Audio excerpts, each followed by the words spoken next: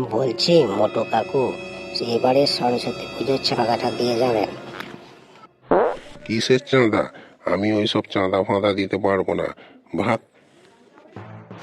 এই মোটা কাকা, দিতে পারবি না মানে? হ্যাঁ, প্রত্যেক বছর পাড়ায় এসে ফল খেয়ে 30-এর বক্সের সামনে ডান্স করে যাস, তখন মনে থাকে না?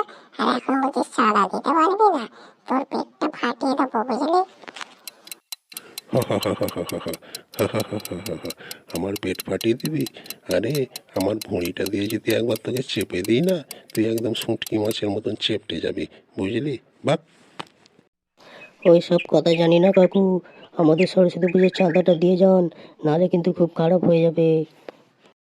হ্যাঁ হ্যাঁ, খুব খারাপ হয়ে যাবে।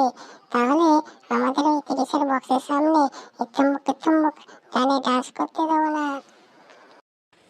সব করবো, সব করবো। তোরা কি করবি? তোরা আমার কিছুই করতে পারবি না। চাঁদাও দেবো না। যা পালা, আমু চললুম। চললুম রে, চললুম। মোটা কাকা, পাড়ার পুজোয় আসবে, তোমার পেটটা ফাঁসিয়ে দেবো। হ্যাঁ হ্যাঁ, তোমার পেটটা ফাঁসিয়ে দেবো।